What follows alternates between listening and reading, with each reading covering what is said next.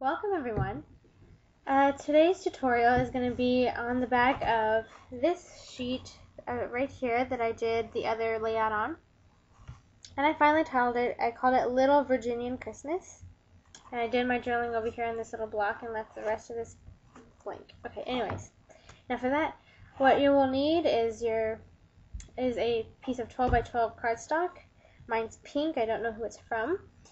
You will also need a 5 by 3.5 inch photo, a 5 by 3.5 inch piece of coordinating cardstock, a little piece of fabric bow to match your layout, a coordinating little thing, a couple of arrows, mine are die cut from my Cricut, and some white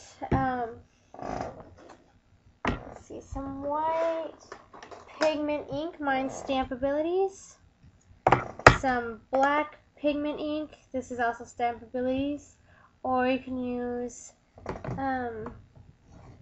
Stays On, and some brown dye ink, this is from Ancient Page, and chocolate, and 2 foam brushes, just like this, one for each of those colors, one for each of the brown and the black. You will also need a strip of 12 by 5 inch coordinating pattern paper, 2 little brackets for where your title is going to go, and a little die cut piece. This is cut out from my Cricut at 11 1/4. It is a flower from the home decor cartridge. And you will also need some adhesive and some coordinating embossing powder, mine's white, and some pop dots, just like this.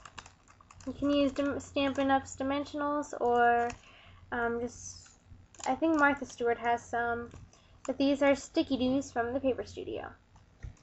Alright, without further ado, let me show you how I did this.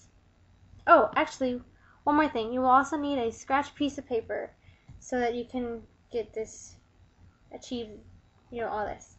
Alright, so, again, without further ado, let me show you how I did this.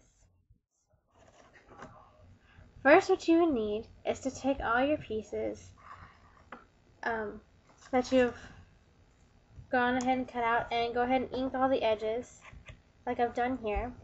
Well, this one I sanded it down just to make it look like kind of, old and tattered.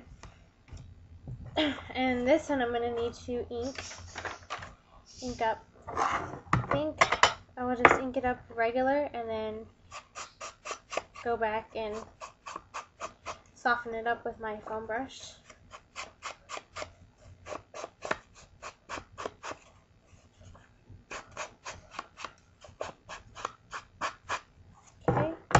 Then what you do is you get your foam brush and you dip it in this ink like that. You just swirl it around just to soften up that. And you can use your fingers to press down the foam brush if you need more pressure, or you can just leave it alone and have a really subtle look. So I'm gonna go whip through this pretty fast.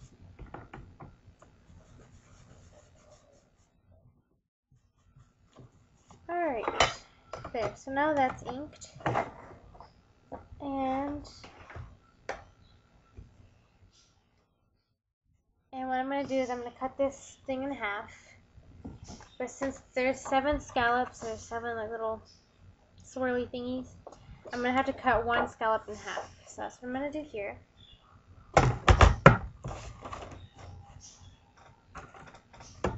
Whenever I cut things, I always like to have my little blade up there, just because it makes it easier. Alright, I'm on the last part now. And if your piece doesn't look exactly like this, that is A-okay. Because that's what scrapbooking is all about, to make it look how you want it to. And it doesn't have to be exactly like anyone else's. Plus, it adds to the charm, right?